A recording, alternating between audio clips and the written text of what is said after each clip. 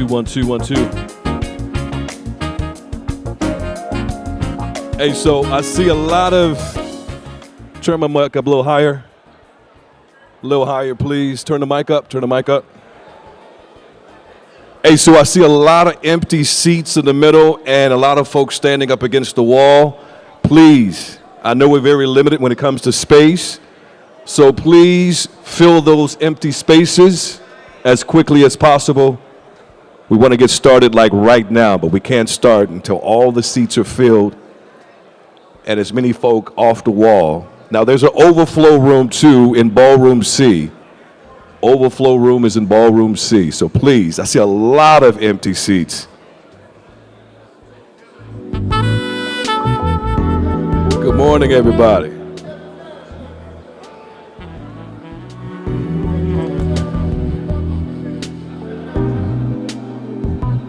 All right.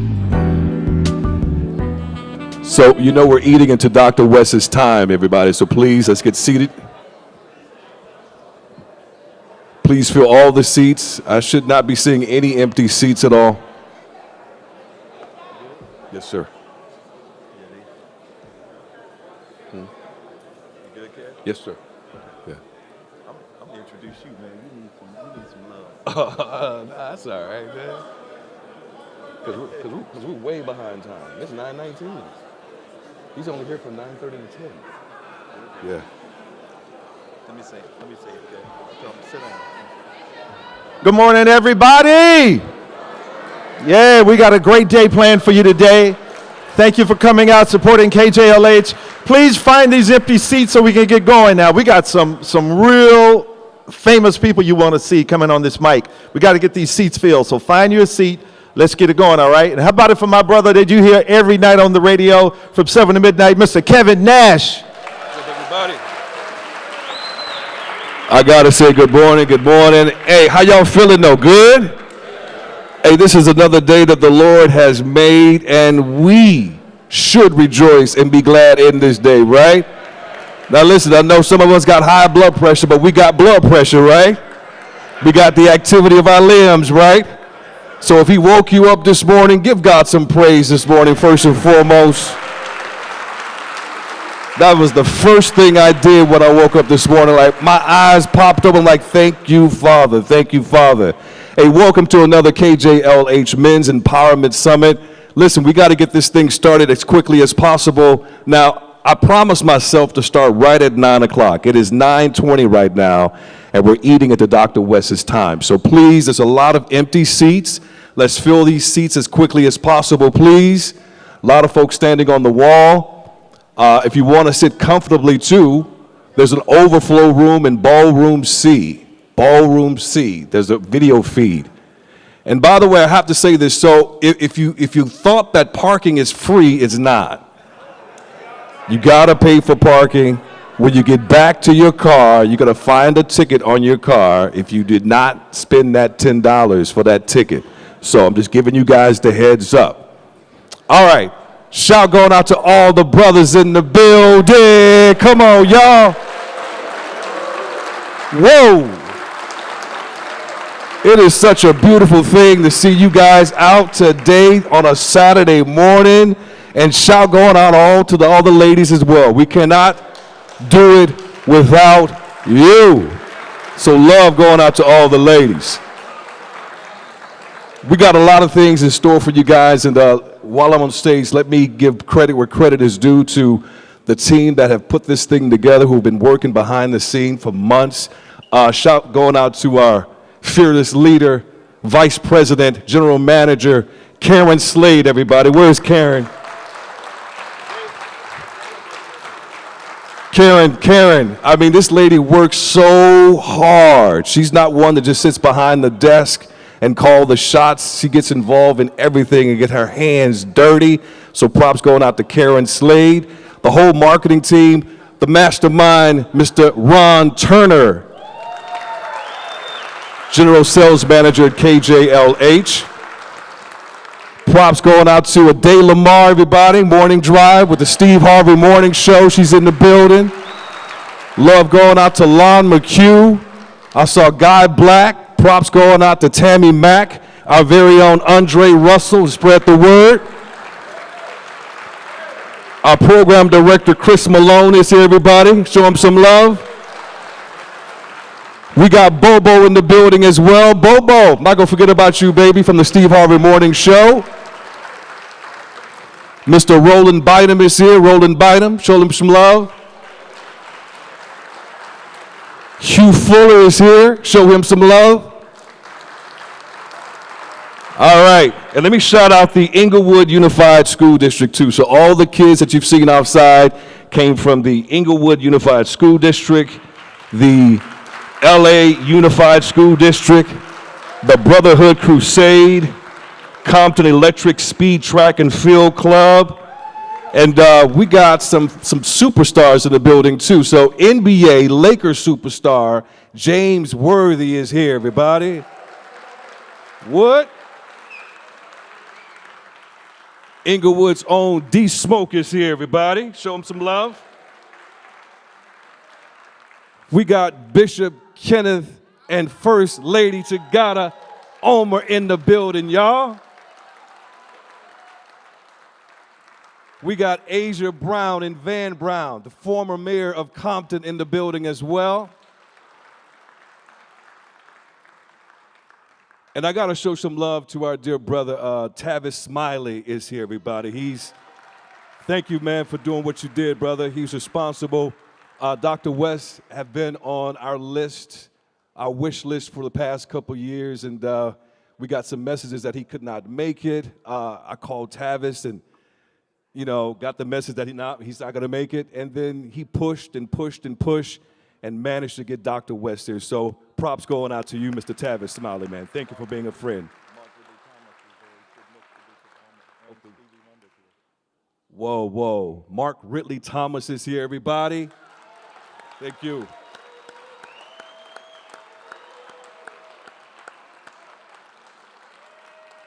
And the man with the plan, the force behind KJLH, the power force behind KJLH, Mr. Stevie Wonder is here, everybody, as well.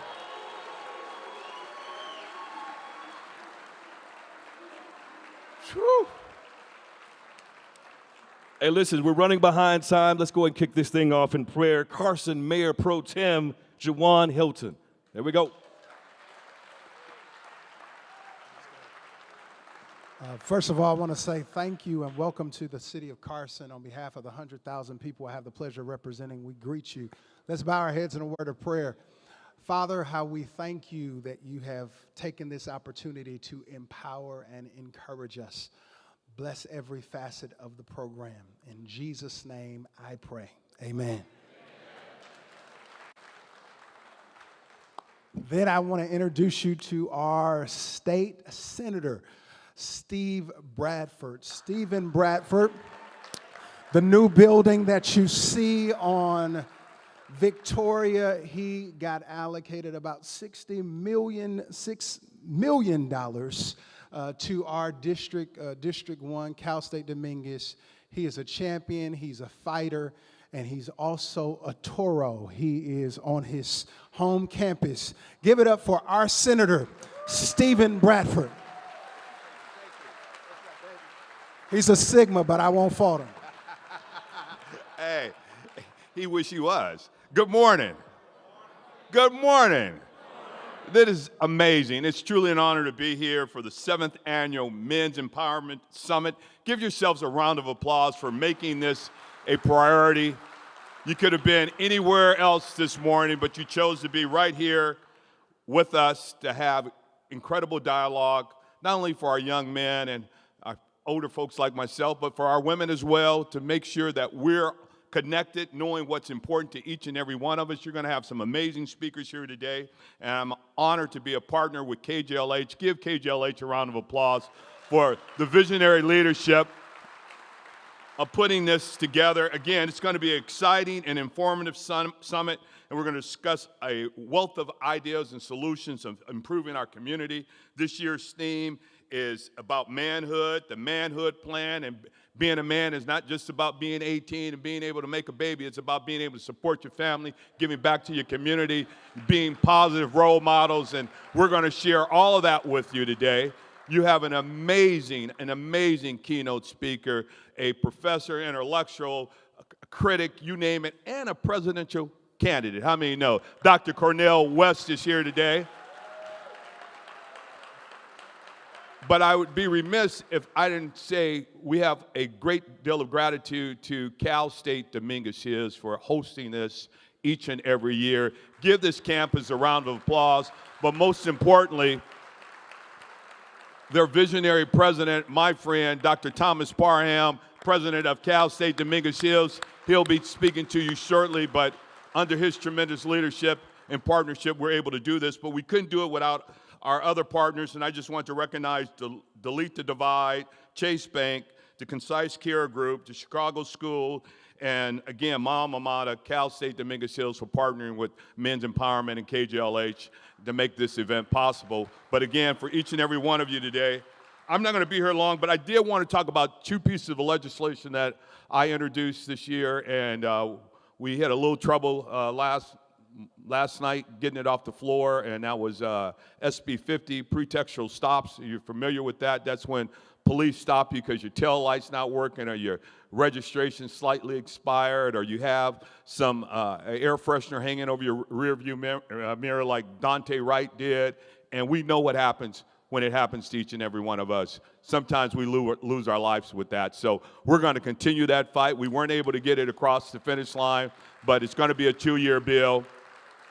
But a bill that we do have on the governor's desk, and it affects each and every one of us, is the Ebony Alert. We're familiar with Amber Alerts. We're familiar with Silver Alerts. This Ebony Alert will let law enforcement send out the same level of notifications when our white counterparts come up missing. When young African-American women from the age of 12 to 25 are missing, usually they're listed as runaways or juvenile prostitutes, whereas our white counterparts are listed as abducted or missing.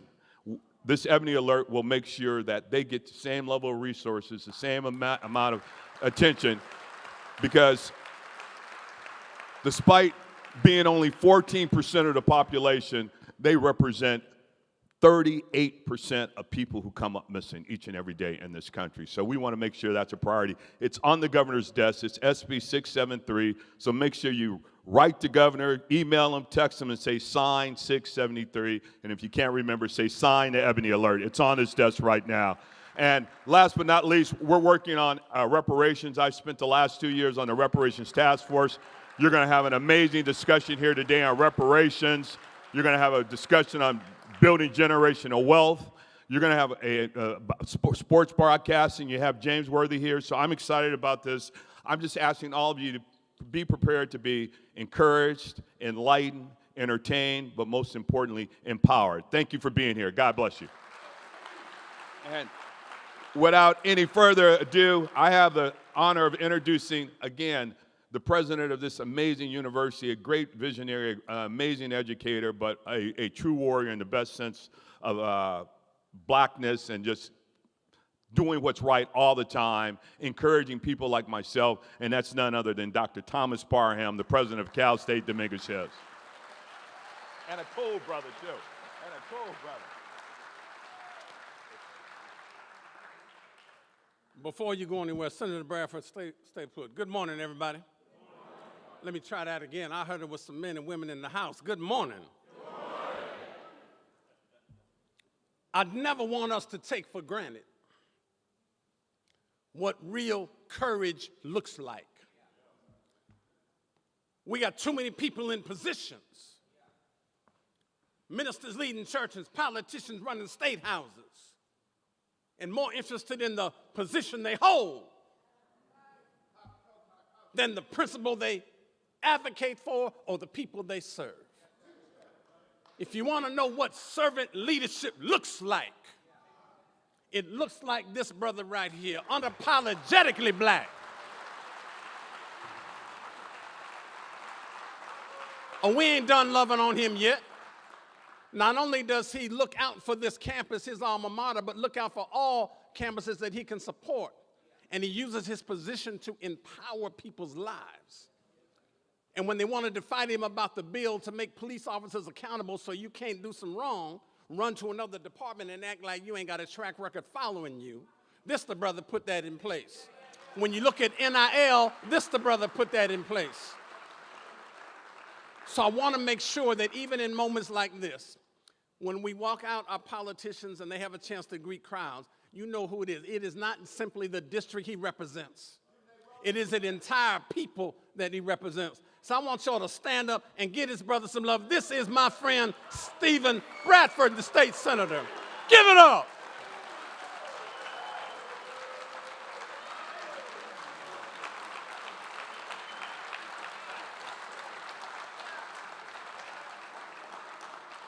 All right, y'all have a seat. Good morning.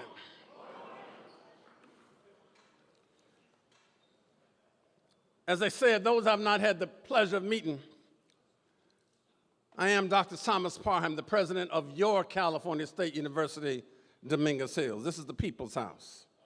And yes, Senator Bradford is an alum. If you want to know what Dominguez Hills has been doing all these years, somebody asked where the mayor of Los Angeles, Karen Bass, went to school. She went where? Dominguez Hills. Or what about Rex Richardson, the mayor of Long Beach, that new brother? Where did he go? Dominguez Hills. Or Emma Sharif, the mayor of Compton, where did she go? And Brother Hilton, who is the mayor pro tem, but the mayor of Carson, Lula Davis Holmes, went where? Dominguez Hills. Alex Vargas in Torrance, right? Tina McKinnon in the state legislature. If you want to know what we are doing, it's not just training up political leaders, but political leaders whose service is consequential. So I want to welcome you to the people's house. I am so excited to welcome you back. And people say, Dr. Parham, we are so glad to be, you allow us to be on the campus. I don't allow you to be there. This is your house. I'm just the latest steward of a place where we have to use our position and leverage it to make sure that we can serve the people. This is about service. The question is always, what is the depth of your love and the quality of your service to folk? I come out of that space. I come to greet you this morning as we are excited about the 2023 edition of the Men's Empowerment Summit, and I am always delighted to partner with our friends at KJLH. KJLH radio station was a part of my nurturance. Now, my warrior spirit comes from my birthday date. I got the same birthday as Nat Turner does. Y'all want to know where it goes? Somebody know what I'm talking about today. But Brother King reminds us that you got to have a tough mind and a tender heart. My tender heart, beside my blessed mama who blessed me with that in the crater, comes from listening to some kindness, joy, love, and happiness all those years I was in LA with KJLH. So we're always glad to partner with them. So I don't want to take too long. I simply want to say welcome back to your campus, to the students who are here, who I'll have a chance to address in a workshop I'm going to do in the 10:30 hour whenever we get to it, right? I want to talk right to them about the authenticity of conscious manhood and what that looks like. But I want you to think about a university education literally is like the American Express card. You cannot leave home without one. And if you're looking for a place that is going to nurture your dreams and aspirations, see, I believe, much like I tell our students, that each of us is a seed of divinely inspired possibility. But we don't always predict our genius using traditional measures in schools and other places, so there are a lot of places that don't want to give you access to institutions like this. That is not our issue. We produce academic and research excellence. We are going to provide access, and we're going to make it as affordable as we can for our students in this space. So when you think about applying to college, for you counselors who are nurturing folk, for you community advocates who are trying to steer young people, send them to Dominguez Hills. There's no accident why we have the largest percentage of black students of any public university in this whole state of California sitting right here in the Toro Nation.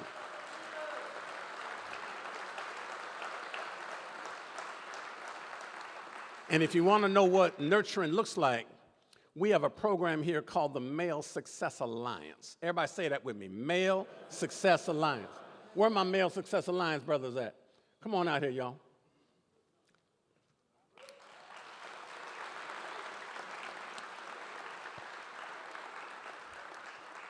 You want to know what strong, young, proud young men look like, right? We have programs like this, Young Men of Color, Male Success Alliance, right here on the campus of California State University, Dominguez Hills. So part of what I want to do, right, as I get ready to bring on our keynote speaker, is not only welcome you on behalf of this president, but I want to welcome you on behalf of these young men here. If you want to know what the future looks like and why I get up every day salivating at the thought of coming to work on this magnificent campus, it's because I get to work with young men like this, right?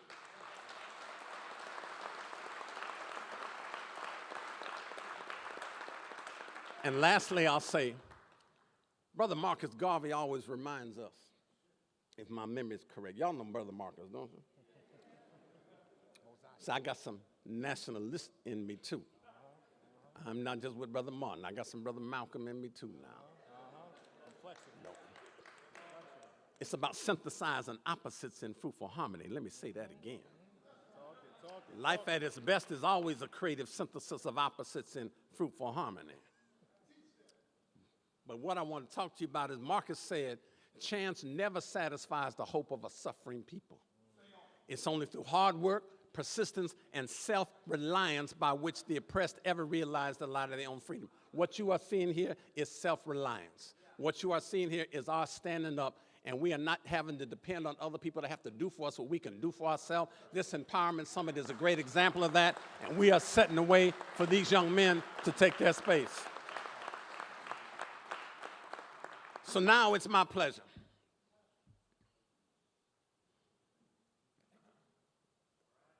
to remind myself about the prophetic voice. And one of my heroes, Dr. King, he reminds us that our lives begin to end the day we become silent about the things that matter. Our guest today does not remain silent about the most profound issues that impact people today, especially those whose lives are lived at the margins of society. Those portraits that Scholar Derek Bell characterizes those faces at the bottom of the well. If you haven't read it, go read the book. But despite my intellectual and psychological pedigree, I've always prided myself on being one of those just round-the-way brothers who improvises on people's perceptions of personal and social misery. I try to transcend the plateaus of dreams deferred. I try to transform places and spaces whose possibilities remain more latent than visible. But this brother I'm about to introduce, he floats on a whole nother plane. He traverses the landscape that ranges from the highly regarded academic institutions like Harvard and Princeton and Yale to community spots or individual homes. Uh-oh.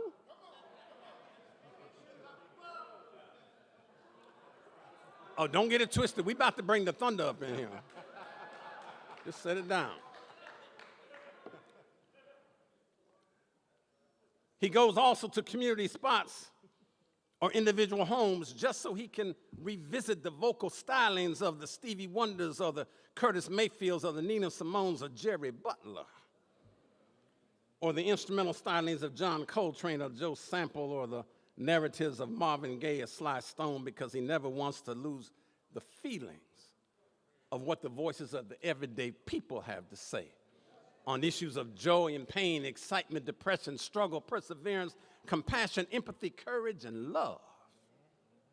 In introductions, you may hear about his roots in Sacramento, or his socialization in Shiloh Baptist Church, or about his having been raised in the nurturing and loving arms of a disciplined, right, home with his dear parents, Clifton and Irene West, or with his brother Cliff. You may hear about that. In self-reflections, you may hear about him describing himself as a blues man in the life of the mind, but a jazz man in the world of ideas. And yet, beyond those characterizations of his identity, he's a brilliant academician, a scholar, a teacher, a principle-driven man of God as well, as a celebrated public intellectual. He is one of the smartest people I know on this entire planet, and I know a lot of them. But I want you to imagine, with all the people you know, I want you to imagine a voice that's not locked away in the abyss of uncrystallized mental musings that reduce it down to useless chatter. A voice that is prepared to take flight at a moment's notice, to provide intellectual stimulation, and not one that is tethered to an anchor of cautious reflection, where his sound is muted by the insatiable need to seek external validation from those we believe should approve of the content and process dynamics of our speech. He ain't looking for a permission slip. He comes today amid the ambiance of an annual empowerment summit appropriately themed the Manhood Plan. And he comes to instigate a reality check on our condition as a people and a nation. He comes to immerse us in the waters of intellectual stimulation and dislodge us from those comfortable categories of intellectual, emotional, and behavioral apathy that have us believing that as we celebrate this year's Empowerment Summit, our condition as African descent people in this community and the country at large is one of stasis that somehow cannot improve the experiences of us all.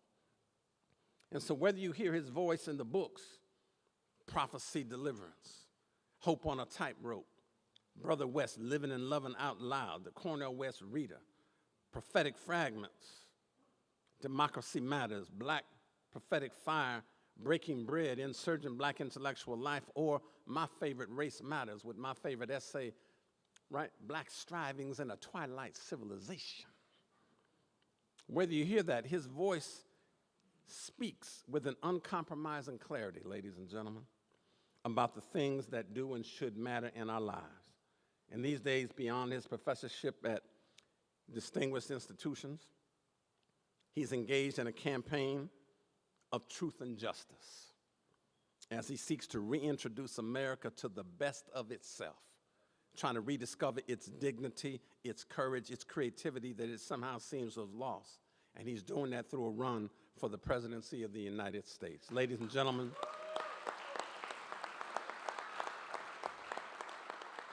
somewhere I read that true peace is not merely the absence of tension, but the presence of justice. He is clearly a drum major for justice, but also he's an individual I'm proud to call a very good friend and a brother. And he's a friend and brother to my wife, Davida, my daughters, Kenya and Tanya, to my brother, William, and to this entire community. And we salute he and his loving wife, Anahita. Ladies and gentlemen, as he speaks to the best of our humanity, I want you to give it up for our keynote speaker, Dr. Cornel West.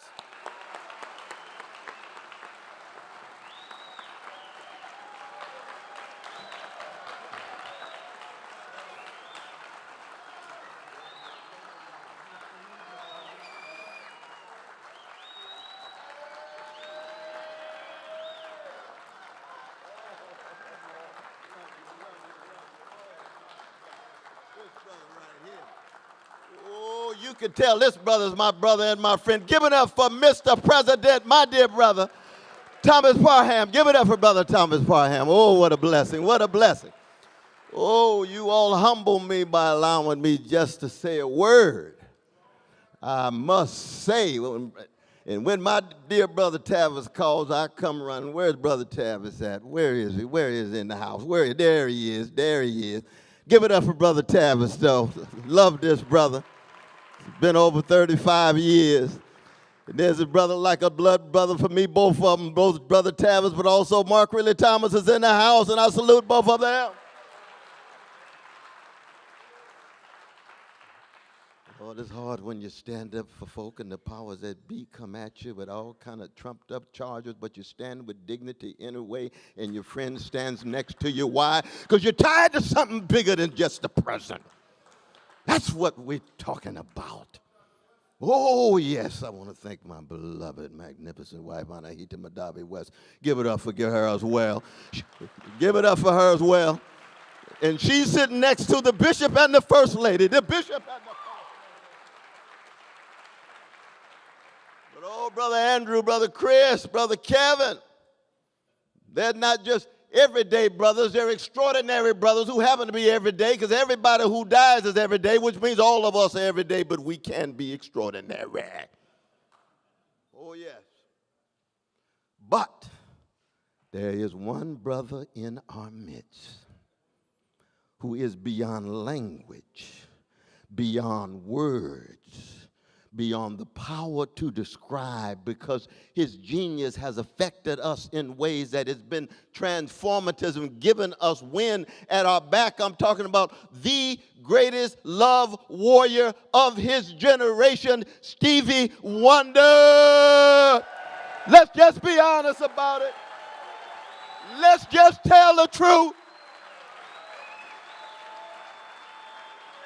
Nobody like him. Oh, yes. Stevie Wonder. No language. No word.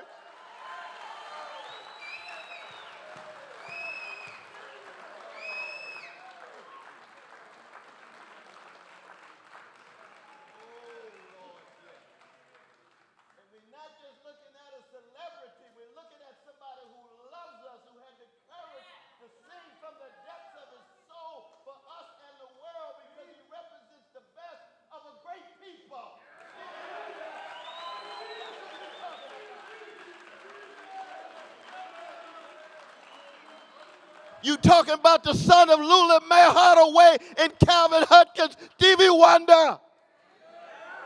The product of Whitestone Baptist Church on the chocolate side of Detroit, Stevie Wonder. Oh, yeah.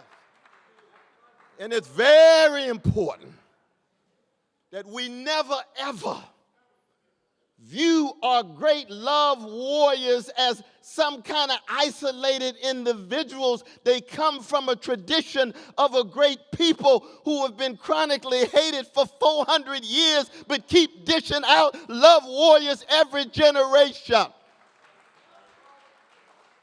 There has never, ever been a people in the last 400 years who've been terrorized like black people. But we keep dishing out freedom fighters every generation. There's never been a people in the modern world, in the annals of modernity, who have been traumatized the way black people have. But we keep dishing out wounded healers. See, so when you see Stevie Wonder, you ought to see some Frederick Douglass in him. You ought to see some Ida B. Wells Barnett in him. You ought to see some Marcus Garvey and Martin King and Fannie Lou Hamer and Ella Baker. You ought to see some Donny Hathaway in him. You ought to see some Luther Vandross in him. You ought to see some Nicholas Ashford and Valerie Simpson in him. And we ain't got to Curtis Mayfield yet. We're talking about a tradition. And each and every one of you are part and parcel of that tradition. The reason why Stevie Wonder's music hits you in the way that it does. When he plays Love's in Need of Love, always, as. And we ain't got the Angie and you and me, because I'm old generation. I like old school Angie. Old school you and me, eternally. You and me got a reality. Yes, life is part of love, and love is part of life. And if you open your heart and love somebody, you can open it broader and love everybody, but you can't love if you're a coward.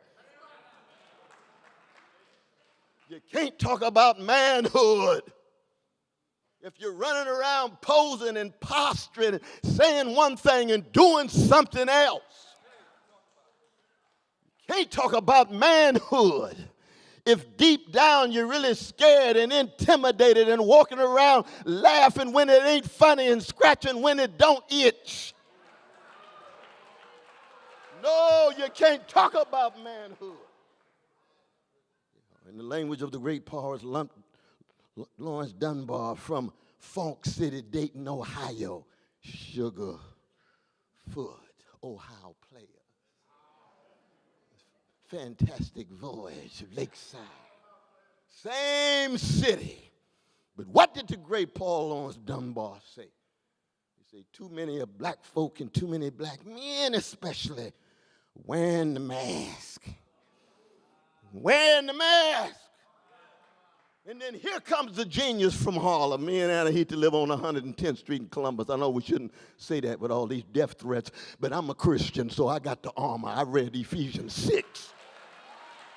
Oh, I got the breastplate on. I got the shield on.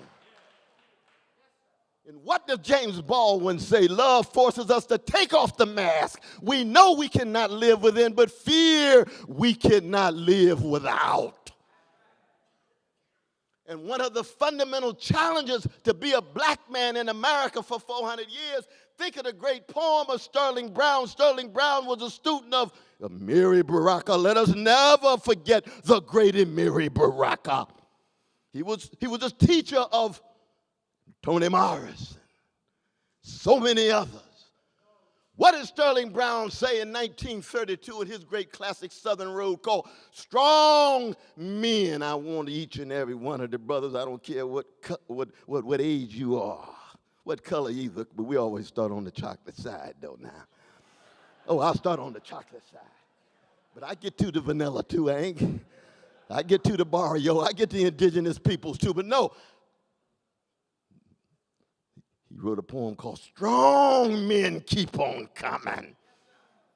Strong men keep on coming. That's just not a poem. That's a life lived. It raises the most fundamental question of what does it mean to be human in space and time? What does it mean to be a featherless, two-layered, linguistically conscious creature born between urine and feces? Because that's who we are. We all emerge in the funk of our mama's womb. That's why George Clinton, my brother Bootsy, I was blessed to write 2 songs with James Brown and Dyke and the Blazers and so many funk masters. Take us where we need to go, which is where? To get the courage to break the back of fear. Because the fundamental challenge of the black man has always been you came as an African with dignity and white supremacy tried to niggerize you. Oh, that's the fundamental challenge.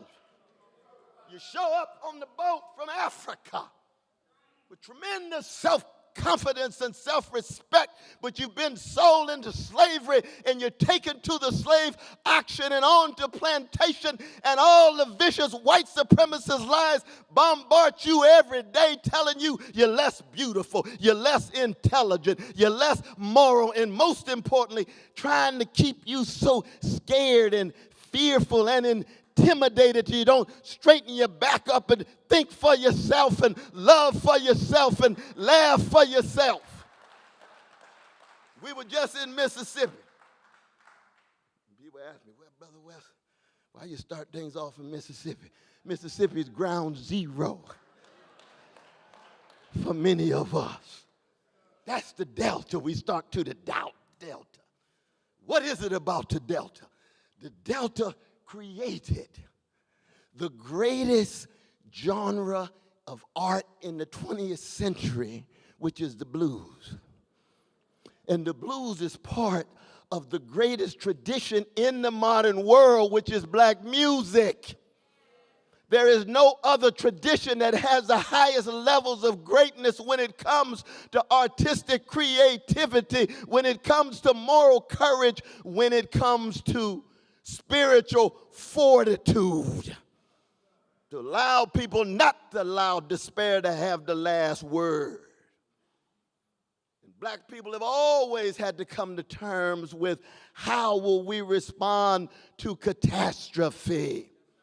And the blues ain't nothing but catastrophe lyrically expressed. Nobody loves me but my mama, and she might be jiving too. That's BB. That's the B-side of The Thrill Is Gone. Oh, shucks. Don't let anybody ever tell you that America has a race problem. No, there have been catastrophes of viciousness visited upon black people. Don't confuse the problematic with the catastrophic.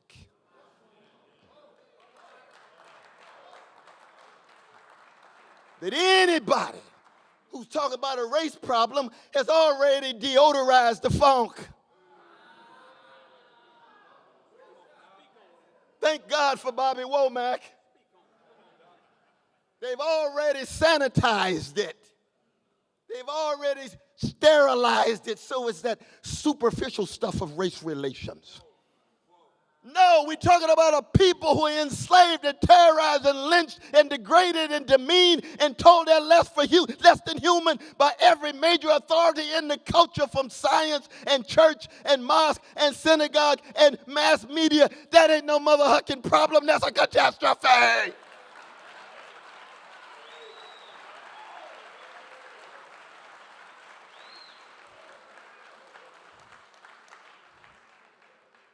That's what Marcus Garvey understood. Up, you mighty people, and do what you will.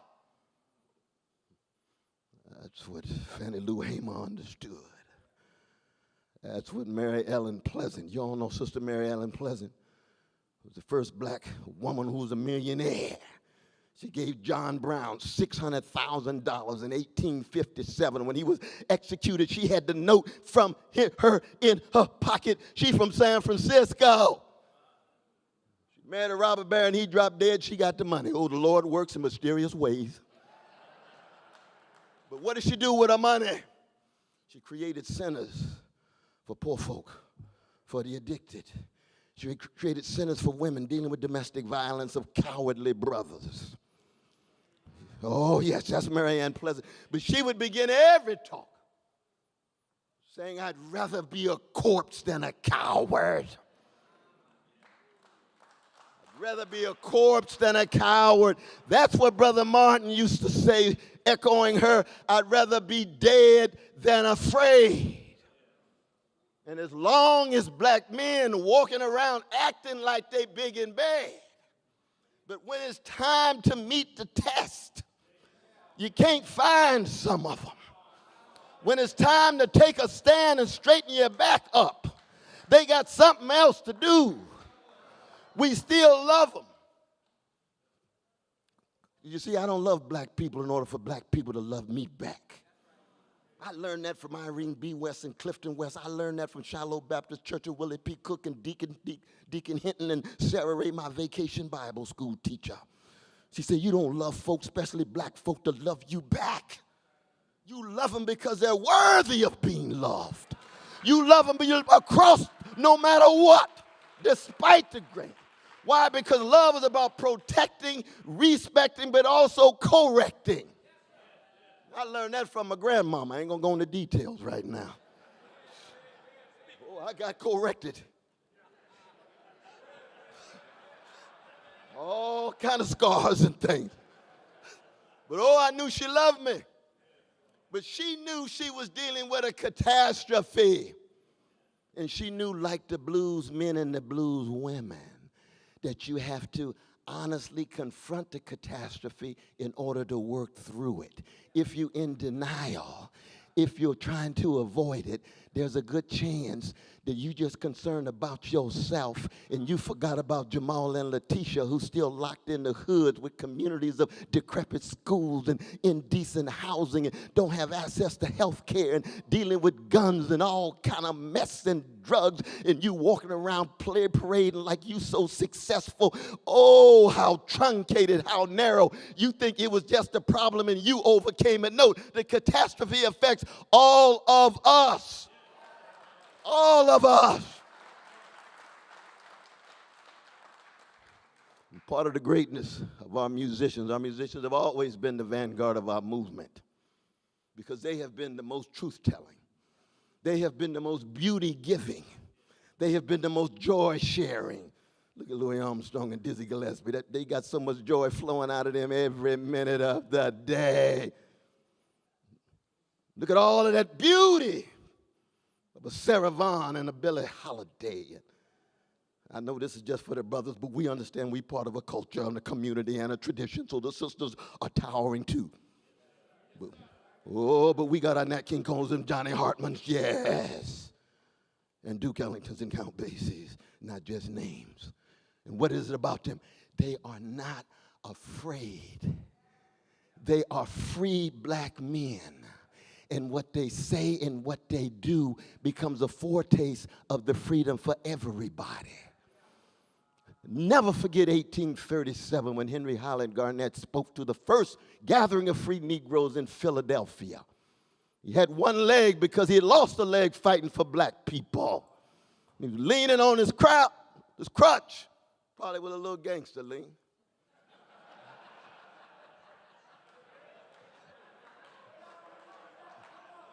And he looked out at the crowd. And he said, black people never confuse our situation with that of the Israelites in the Hebrew scripture. For black people, Pharaoh is on both sides of the bloody Red Sea.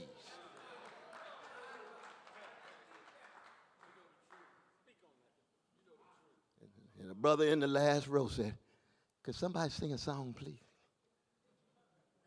Swing low, sweet. Somebody just sing a song. Yeah, just sing. Just any song that allow us to straighten our backs up in the face that looks as if we can't get over. But somewhere I heard from a Clara Ward that when my soul looks back, I wonder how I got over anyway. I don't know how I did it, but one of the ways in which I did it was somebody loved me, somebody cared for me, somebody tended to me, somebody sacrificed for me through blood, sweat, and tears, and they didn't give up on me even when I looked up and saw two Goliaths, not one. And I'm little David, and I can't find the darn rock from a slingshot.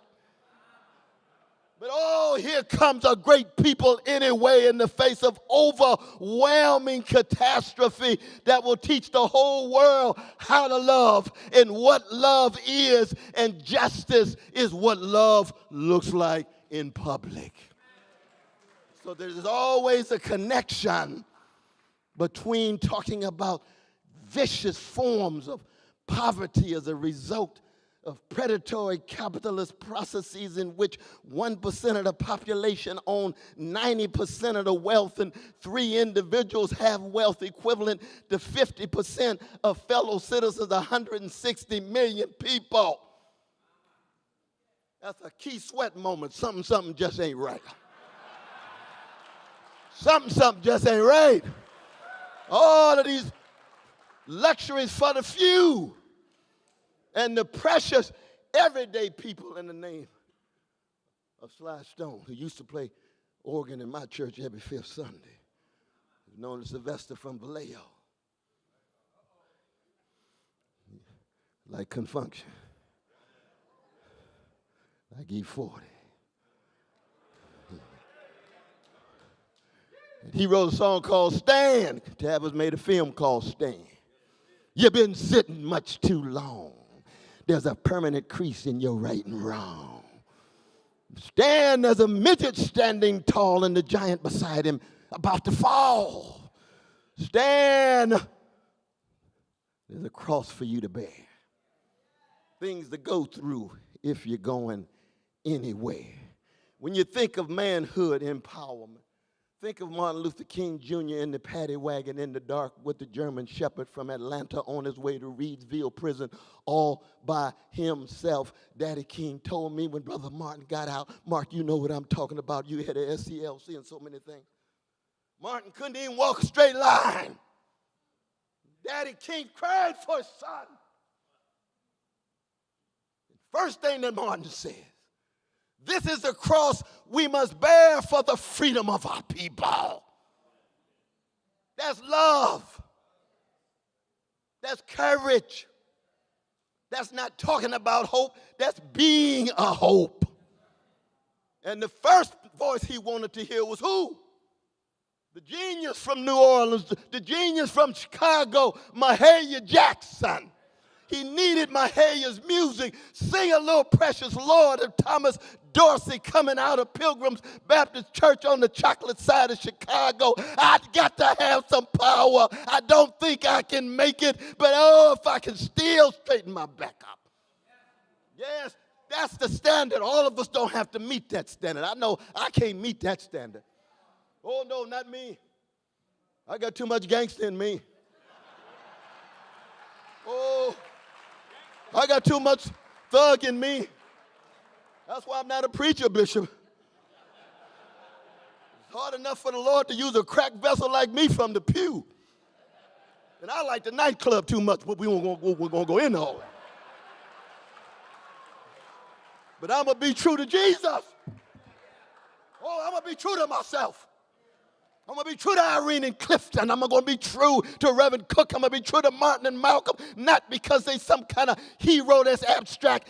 They are inside of me, giving all of my cracked vesselness as a black man, trying to create whatever example and witness I can to empower others. And the last thing I ever want to be is some peacock walking around. Look at me, look at me. I went to this school. I'm the first X. I'm the second Y. No, peacocks strut because they can't fly. Let's just be honest. Love y'all, love you. Love y'all. I know we got to go.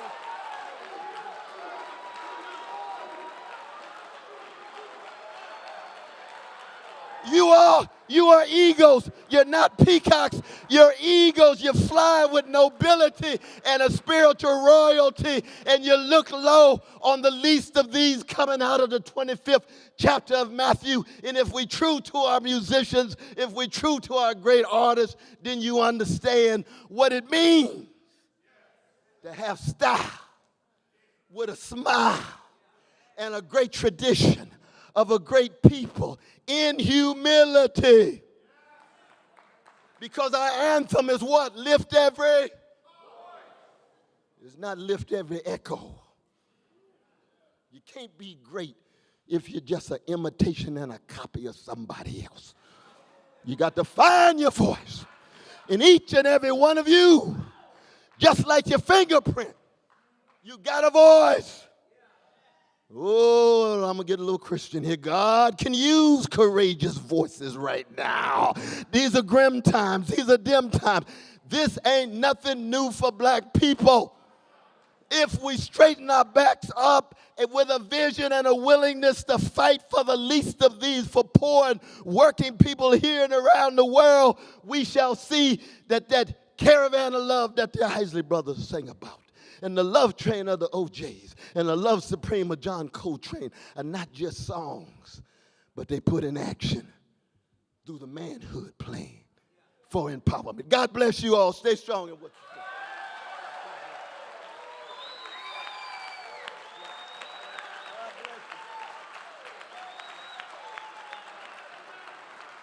I told you,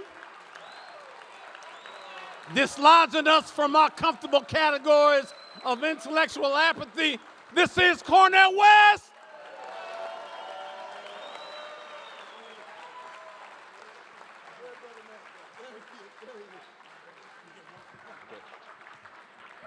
I was just thinking if I can just touch the hem of his garment, right, huh? Will I be empowered like that? Give it up for Dr. Cornel West, everybody, please. I know Stevie Wonder wants to say a word. Stevie?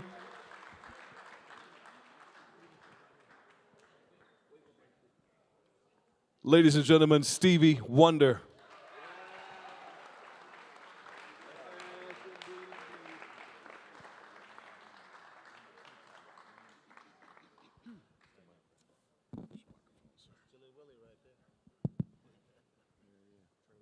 I want to thank everyone, all of you here, for being a part of the celebration of our family.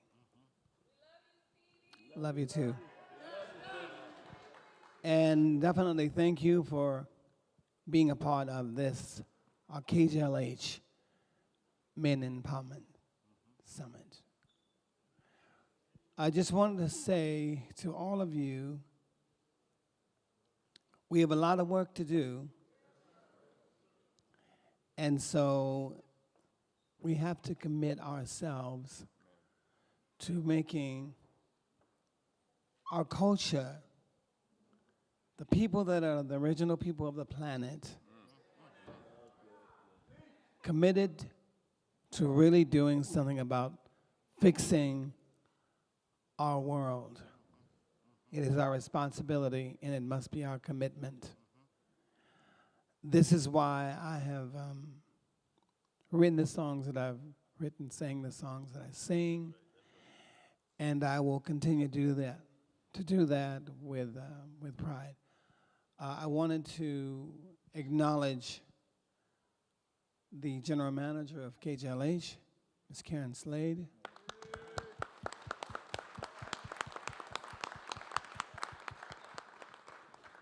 And our program director, Mr. Chris Malone.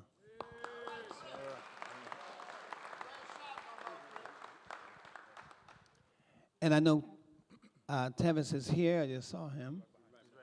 There you go. Yeah. I wasn't looking in his direction. I'm sorry. So we acknowledge KBLA, and we're happy that you're doing what you are doing. And it's just a part of the family. So there you go with that.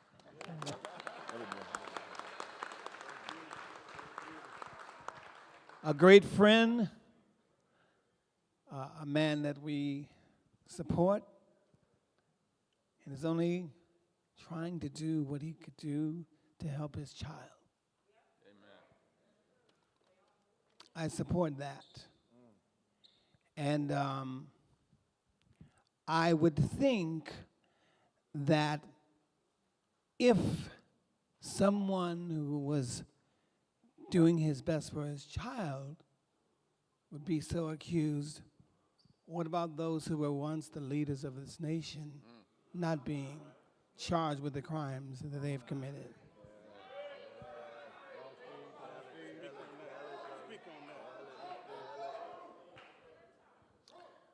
Because for me, to have someone coming continuously around, talking the same bull-ish is unacceptable. So we've got work to do. We've got to vote. When we vote, we want to vote for justice, for equality, for the things that people have talked about doing for years that have done absolutely nothing. That's why the song, "You Haven't Done Nothing," is still relevant.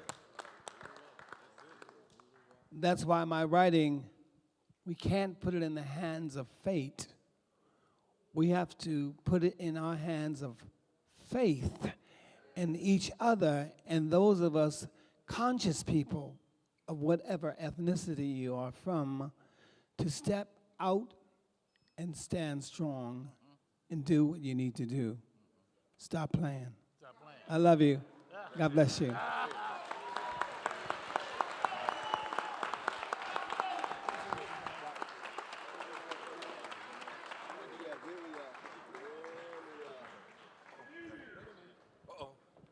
stepping right in front of the camera.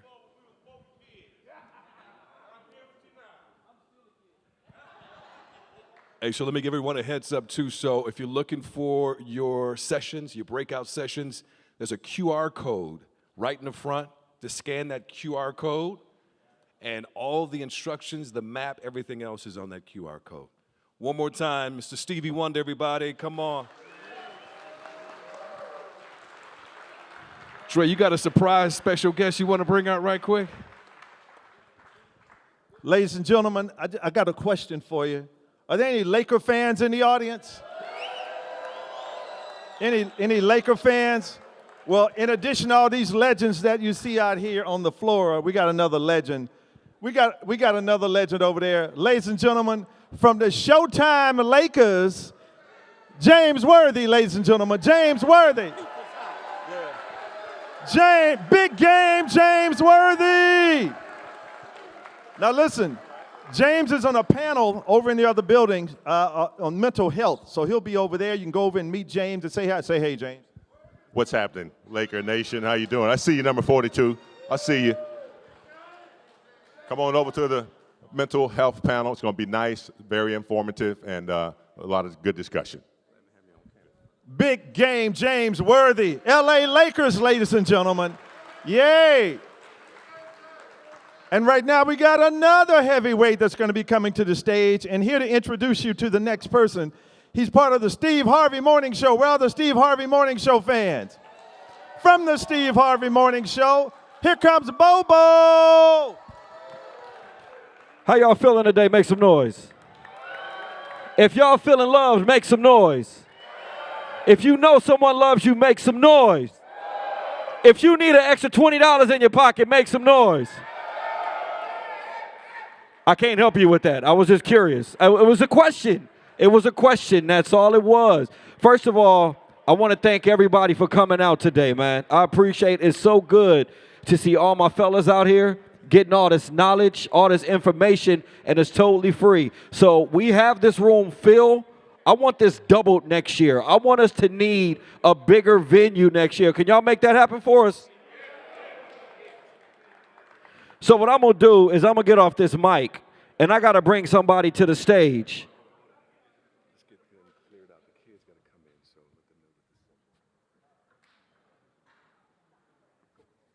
So just letting you know, I was just told in my ears, you guys saw. The sessions are about to start, so if you guys want to make your way to the sessions, that is completely fine. The sessions are underway. They are starting in the building right across the way, right where breakfast was served. Right where breakfast was served. And just make sure you guys clear the aisleway because we will have some kids coming in to get this next guest. So if you're standing in the aisle, make sure you have some room for the kids to come by. I appreciate y'all so much.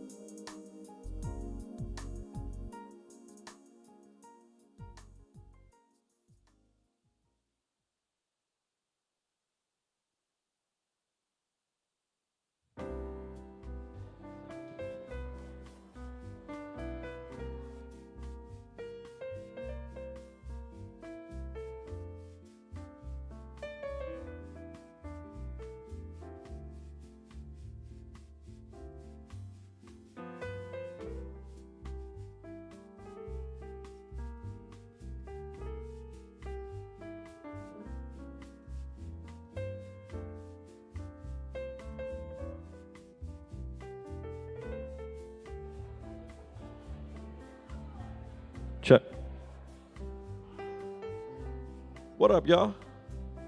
How y'all feeling? Y'all see what happened? I just walk out and stuff just breaks. How y'all feeling, kids? I'm gonna try this again. How y'all feeling? I see about 5 kids miles. This side, how y'all feeling? Okay, middle, how y'all feeling? This side, how y'all feeling? Y'all want to hear some energy? My race team, how y'all feeling? It was like 3 of y'all. Just a second. Y'all just disappointed me. Y'all from Compton. Y'all supposed to be up there.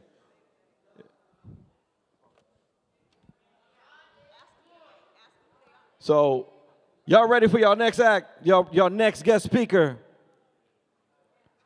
That didn't sound like it. I'm going to try this again. Y'all ready for y'all next guest speaker? First of all, let me get an age range here. 13. 13. Roll. 14. We got 12? So you going to just throw out a random number and go back on your phone texting somebody. That's how you feel? Like I'm not going to notice? High school, 9th grade. 10th grade. Just you? All right, y'all, I got a special guest I'm going to bring out on the stage for y'all. If y'all ready, let me hear y'all say, oh, yeah. If y'all ready, let me hear you say, oh, yeah. Compton Electric, y'all ready? Let me hear you say, oh, yeah. I love how the coach is louder than y'all. My man is from Inglewood, graduated from Inglewood High School, Grammy-nominated rapper, winner of Rhythm and Flow on Netflix. Hey, y'all, make some noise for the big homie, D. Smoke.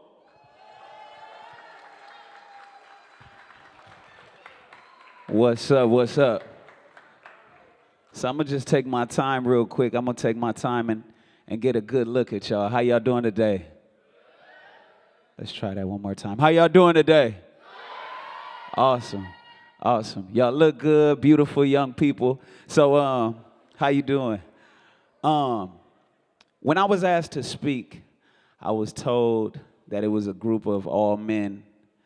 And so obviously that's not the case here, but I would like to greet both the young men here and the young women here, so welcome. Yeah, you could clap for that. There we go.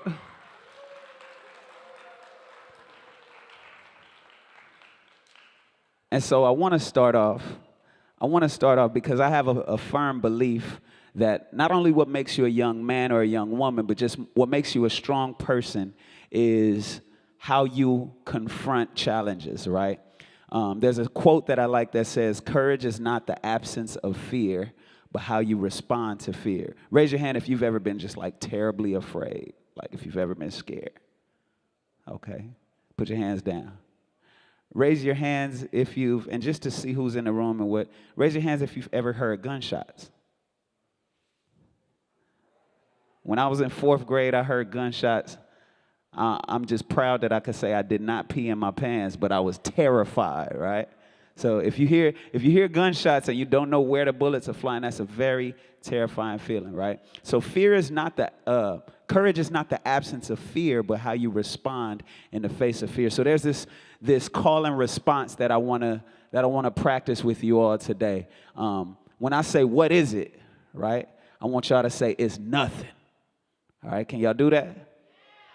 Let's try it. What is it? Y'all got to say it louder, stronger, and quicker, right? Because what you're doing is you're training your inner self to believe in yourself in the face of adversity. Let's try it one more time. What is it? I like that energy. That's how you're supposed to do it. All right, so in the middle of my speech at any point in time, if I say that to get y'all attention, I want that to be y'all response. Y'all gonna remember that? Okay. Now, my background, I was a Spanish teacher for 7 years or so. And I see we have some people that look like, I don't want to make any assumptions that you might speak Spanish. Raise your hand if you speak Spanish. Okay. Okay. Entonces, por una parte de mi presentación voy a hablar solo en español y el resto de ustedes van a tener que traducirlo o buscar la traducción en tu teléfono, okay? All the black people like, what? Right? No, so my background is a Spanish teacher. And so as a teacher, I have a firm belief that no student is a blank slate, right? When y'all step into the classroom, it's not my job to tell you how to think, right? It's not my job to just tell you what your life is supposed to be and how you're supposed to move through the world. Half of my job as a teacher is to take the time out to get to know y'all and what your individual passions are, who you are, because everybody is created by God to do something very special and very unique. So if I come in here like I know everything and you don't, I've already made a mistake. So I want to do a quick little activity so that y'all can loosen up, because y'all look like, you know, we supposed to be students, so we trying to behave ourselves. I want y'all to find a partner, somebody here, perhaps somebody that you don't know. Y'all probably sat next to your friends already. And I want y'all to tell them 3 things. And I got to look at my notes. What are my 3 things? So there are 3 statements I want y'all to tell them, right? And you fill in the blank, right? The first one is I am. Everybody say I am. And it's an open-ended question. And then the second one is I believe. And then the third one is I know. All right, so let me give y'all an example. I am a powerful human being. That's me. That would be my response number 1. My second one is I believe everybody has a unique gift that they're here to give to the world. That's number 2.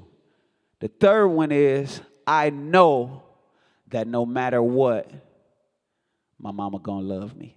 You feel me? So that's my I am, I believe, I know. So I'm gonna give y'all 2 minutes. 2 minutes to say your I am, your I believe, and I know with somebody in the room. Ready? Go. And if you don't know their name, introduce yourself.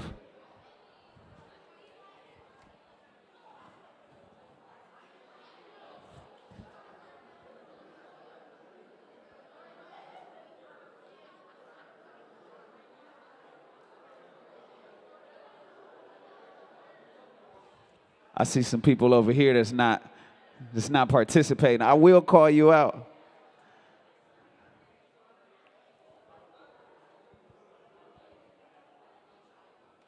Let me set my timer. I should have set it right away.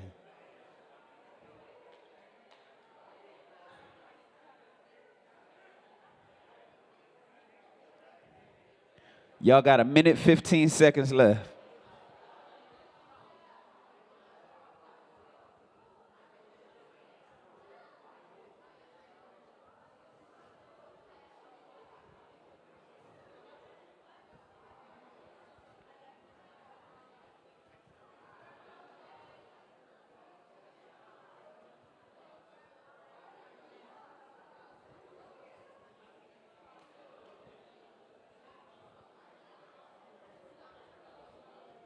And if you finish early, tell your I ams, I believes, and I knows to a different person. Share it with somebody else if you finish early. Did you share it with somebody, young lady with the glasses? You shared already? You shared with her? Okay.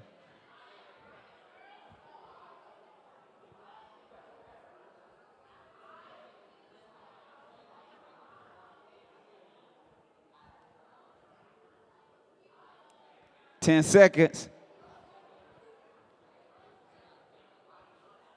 6, 5, 4, 3, 2, 1. Time. What is it? Wow. Wow. Hey, one person got it. What is it? All right, for sure. It's nothing. All right, so raise your hand if you would like to introduce the person that shared their 3 things with you.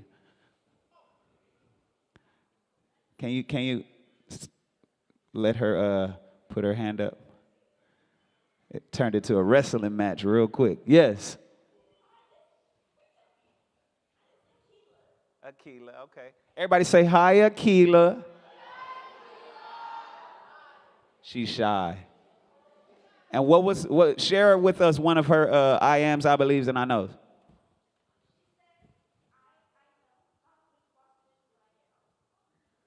She said, I know my mama gonna make me wash the dishes when I get home. Okay, thank you for that. Akila gotta wash the dishes. Yes. Say it one more time. Skylar. Skylar. Everybody say hi, Skylar. And can share one of her things, please. She believe in God. Amen. I believe. Raise your hand if you believe in God. Beautiful. Beautiful. Okay. Let's get one more person to share who they're go ahead. Share his, yes.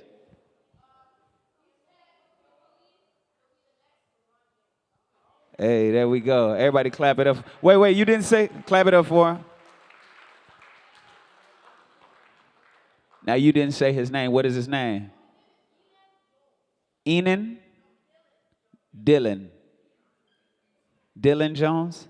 Okay. Because the first time it sounded like something completely different. Dylan? Hey, well, you just saying it with an accent or something. Okay. For sure. So,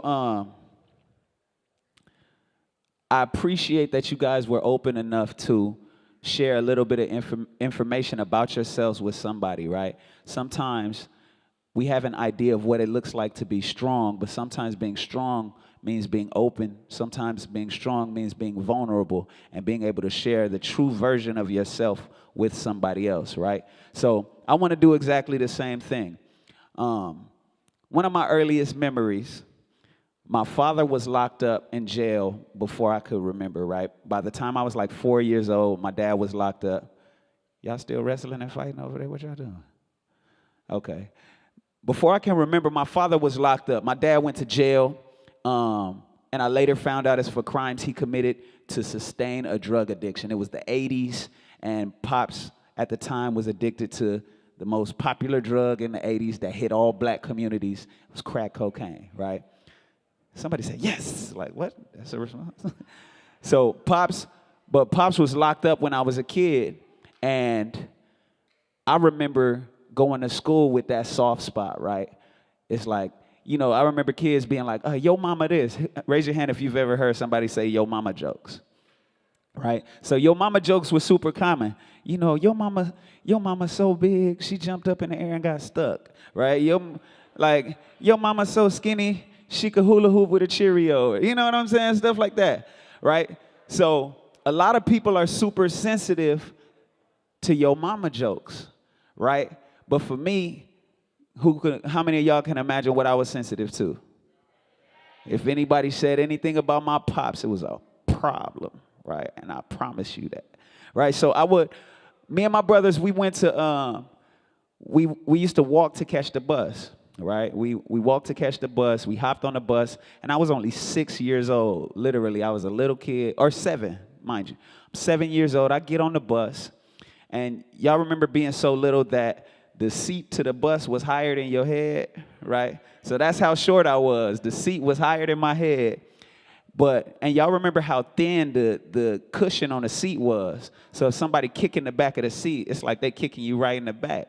So that's what was happening. This kid was kicking the back of the seat, and I could feel it in my back. So the tiny guy I stand up, right? I don't even need this mic. Should I continue using the mic? All right. So we got mixed votes.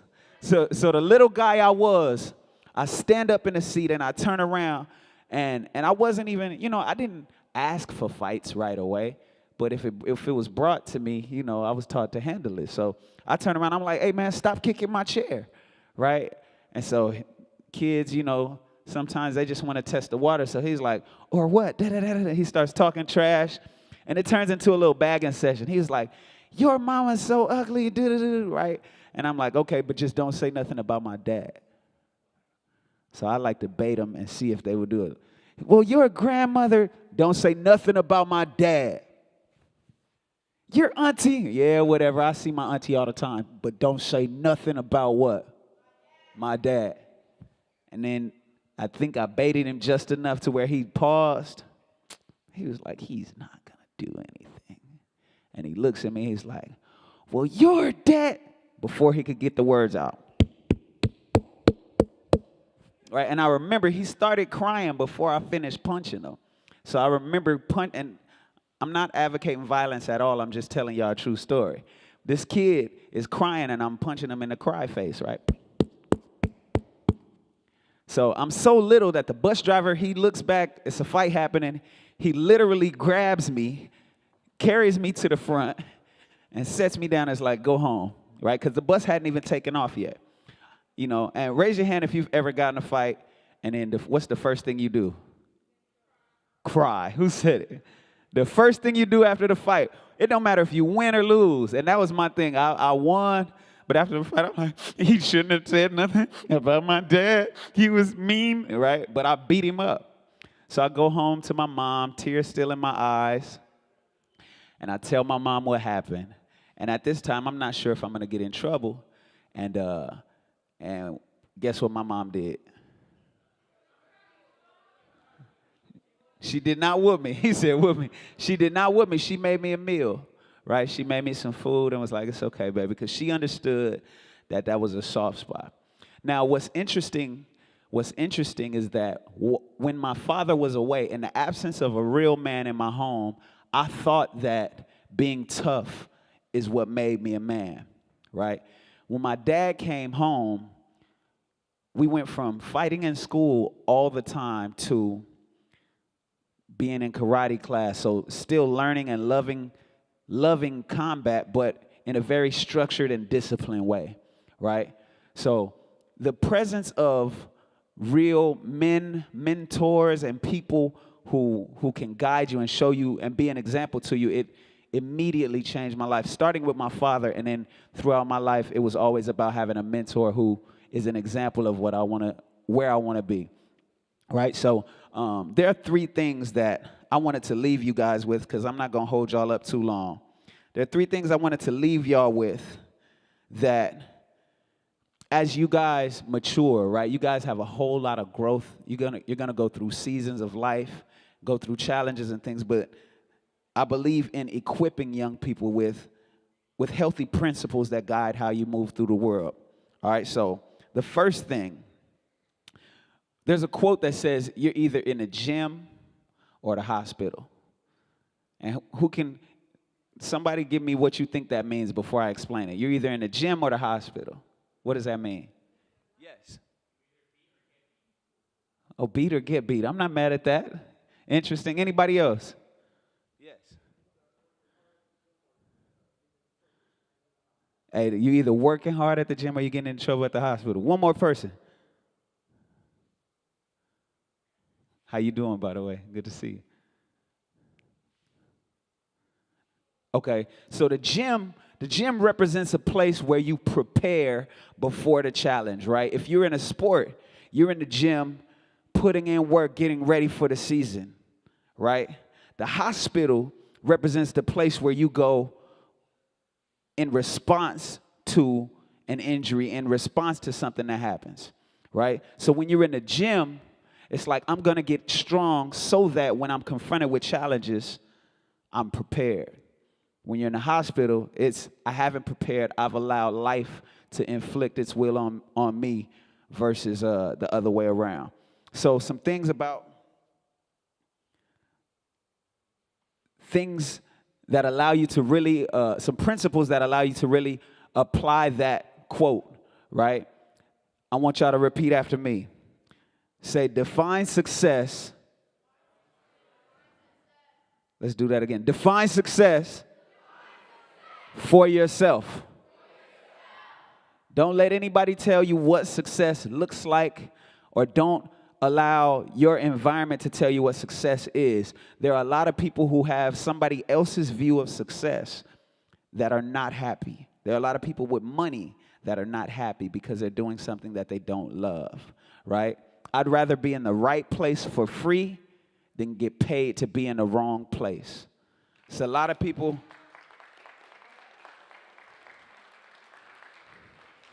There's a lot of people in jail right now who got war stories and stories of how much money they used to have, but the way they got it didn't allow them to sustain it, right? So define success for yourself. That's one. Number two, Everybody say, design yourself. So this is the principle about being in a gym, right? We start off with define success for yourself, and then once you decide what success looks like for you, then you have to design yourself. Being in a gym is not just, and I believe in being in a gym in a literal sense, right? After this, if anybody want to challenge me to a push-up contest, I'm taking all comers. I'm trying to look for the strongest looking kid here, right? Point to who you think could beat me in a push-up contest. You? Oh, I got you. All right, afterwards. But no, design yourself. Okay. All right, stop pointing now. That's enough. Thank you. All right. Design yourself, and the principle of being in a gym versus the hospital, I believe in the literal sense, being in the physical gym, because exercise is one of the healthiest activities you could do. There are studies that show that people with a bad diet who exercise are actually almost just as healthy, if not more healthy, than people with a good diet who don't move their bodies. Motion is a very healthy thing. But if we're talking about the figurative sense of what exercise is, if you consider your mind a muscle, we're talking about reading. We're talking about the conversations you have. We're also talking about the type of people that you hang around, right? As kids, you know, you got to go to school, so you end up around some of everybody. But as adults, it becomes particularly important to carefully select the type of people you hang around, and at school as well, right? So that's a big part of designing yourself. And I have this acronym that I use. I wish I had a whiteboard or something. But it's called PREP. Everybody say PREP. And this is what I like to do before I go out into the world and have a whole lot of things on my plate. Everybody say, for the P, everybody say, and this is me personally, I'm not sure what y'all's spiritual belief is, but for me, the way I start my day with prayer. So everybody say pray. All right. Then the R is read. Everybody say read. And it doesn't matter if it's an audio book, it doesn't matter if it's a quote, something small, but words are actual food, and there are no words more important than the words you tell yourself, right? So when you read stuff and you read it out loud especially, that's like putting seeds of positivity into your soul. So pray, read, and then E, what do y'all think E is? Both. E has two. It's eat and exercise. Hopefully you could get to do both before you hit the world, right? Ain't nothing worse. When I was a teacher, I could always tell when my students were hungry. They just had that hungry face, you know, like they look sad. They was like, I was like, you ain't eat, did you? I used to keep, when my first year teaching, I used to keep bread, peanut butter, and jelly in the cabinet. But that's neither here nor there. But so we got what? What's the first P? Pray. That's for me. Take it, leave it. Sorry if it's not supposed to be, you know, God is good. What's the R? Read. What's the E? Eat, exercise. And what's the last P? I like prepare. It's actually plan, but prepare and plan are synonymous, right? So if you make these things a habit, and even though it may sound like a whole lot of stuff to do, but you can have a healthy 10-minute routine where you can get a little, because I understand that life hits you, right? And sometimes you're like, oh, I'm late, and you get to scrambling. Sometimes the prayer might be, God help me, and there you go, right? The reading might be a quote on your wall. Okay, let me get that. Exercise might be, you know, some stretching, some motion, and then the plan is like write down 3 things that you want to accomplish in that day. You know, that's a whole lot better than just going out and running, right? So that's something I wanted to leave y'all with. And before I close, while I'm looking through my phone, I'm going to test y'all. What is it? Man, y'all are doing terrible. What is it? All right, for sure. Design yourself is number 2. And then number 3 is write your story and live it. All right, everybody say, write your story and live it. There's a Bible scripture that says, write the vision and make it plain. It's something powerful about taking your ideas and putting them down on paper. Even if it's as simple as one sentence saying, I want to be blank. He said, I want to be the next LeBron James, right? I said as a kid, I want to be a producer. I've since produced, award-winning songs. I said I want to be a classical pianist. I've since played piano in front of large audiences. All right, so quick quiz. What's the first bullet point? Define what? Define success for yourself. What's your name, my man? Brian, man. You're a great audience member. I appreciate you being here. Number 2 is what? Design yourself. And that's talking about the habits that you enact every day. And then number 3 is write your story and live it. I just want to take this time out to appreciate y'all. Y'all have been a beautiful audience. I also want to open up for questions real quick, just in case y'all have any questions for me. Yes. My highest push-up count, I think I got 75 in me. Any other questions?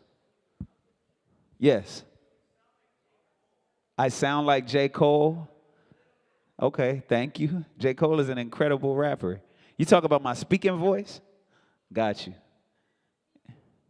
Yes. Yes, I rap.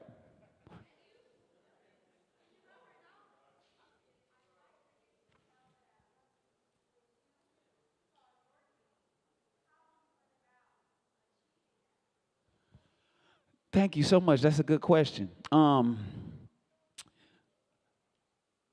I've always worked extremely hard, right? Extremely hard. When I was a teacher, I believed in preparing. I believed in putting my best foot forward and working extremely hard.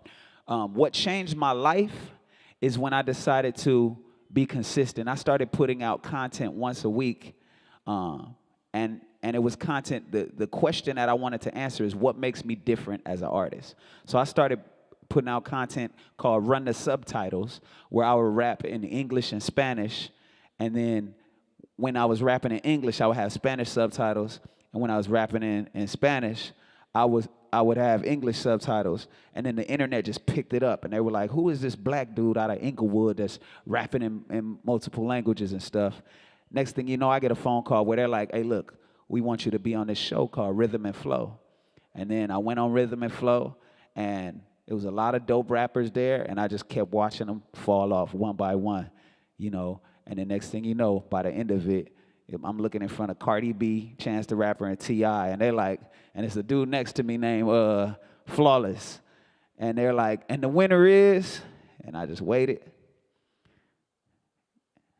And they said, D Smoke. And I dropped my head. I went to take a knee to thank God, and then Flawless hugged me, just tackled me, like, hey, congrats, But what happened is I decided to be consistent and follow myself up once a week. And I was ready. Everybody, a lot of people in music try to blow up, right? And the irony is when you decide to grow up instead of blow up, it ends up happening faster, right? When you decide I'm going to take one step at a time and consistently grow week by week, then the blow up happened. But if I'm swinging for the fence, I'm more likely to miss. Whereas if I'm like, I'm going to get a base hit, then I make perfect contact, and it's over the fence. So that's a good question. Yes. I was going to do that at the end, but since y'all insist. That last day on Rhythm and Flow, I said this rap right here. I said, This one's for love, for mothers that's grieving. This for that dreamer in that class that's underachieving. This for believers whose faith is all that's keeping them breathing. This the Garden of Eden. This for all of my heathens. This one's for Inglewood, both in Chicago and Cali. This one's for Manchester and Crenshaw, for rallies. Happy moments happen to be sprinkled throughout half of these tragedies. Actually, I just start embracing change. It's safe to say that growth is an uncomfortable process, and pain is a necessary investment for progress. I stress that if ever you get ill or hurt against your will, this just a quiz from God. This is our test. Oh, yes. This time is going to be different. I'm going to bless the world with honest quotes in every sentence and get better every moment, just like Beverly mentioned. Hard times, but never resentment. I stay forever relentless. Let's go. Y'all have a blessed one. My name is D Smoke.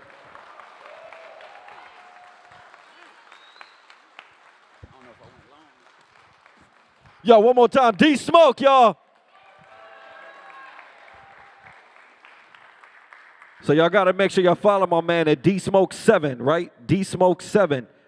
And if y'all want to hear all his music, all his singles, y'all know to look up YouTube, go to Spotify, go to iTunes and all that stuff. And you hear all the music and all the collabs that he's worked with and everybody that he's worked with.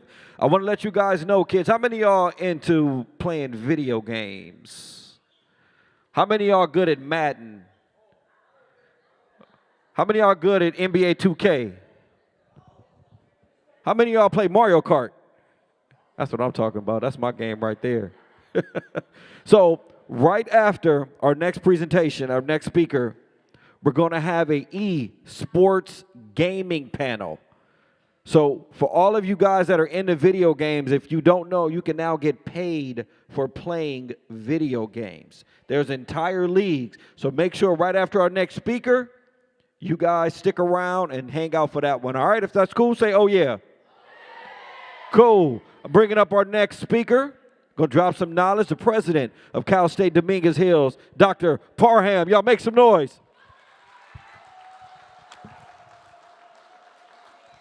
Let me say good morning. Oh, I don't think you heard me. Good morning.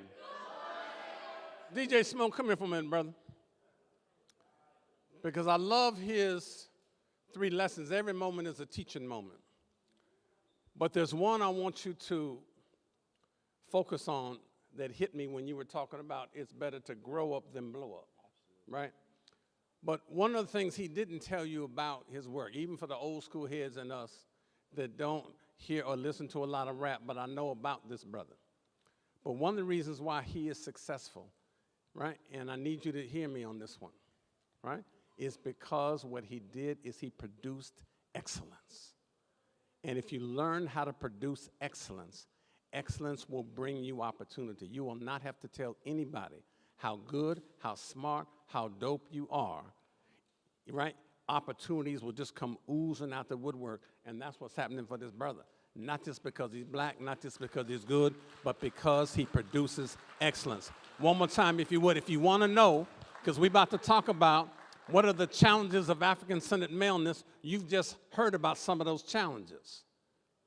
But if you want to know what you can do to be able to push it, what you got to do is produce the same kind of excellence this young brother does. One more time, if you would. DJ Smoke. Love you, brother. D Smoke. So, I'm going to get a little help. I'm going to try to be about 15 minutes. Because I know I'm standing between you and the Esports Academy that I have stood up. I'm proud of that academy we stood up on this campus. How many of you know we have an Esports Academy right here on the campus of Cal State University, Dominguez Hills? So if you want to think about where you should go to college to study some of this, right, you want to think about coming here. But why that? Remember that esports is, to me, a strategy, not an outcome. Because if I can teach you how to code, if I can bring you into that academy and invite you to develop a story about your avatar and then have your essays corrected by the faculty, if I can teach you that every time you got to toss a projectile to either build the city or destroy an opponent in your game, there's some a squared plus b squared equals c squared math that's in there. There's some science in there. There are other things. There are tangible intellectual assets that you can then take, put in your pocket, and take back into the classroom to help you better manage the rigors of your curriculum, both in high school and in college. So when you think about esports, don't just think about the game as the game is the game.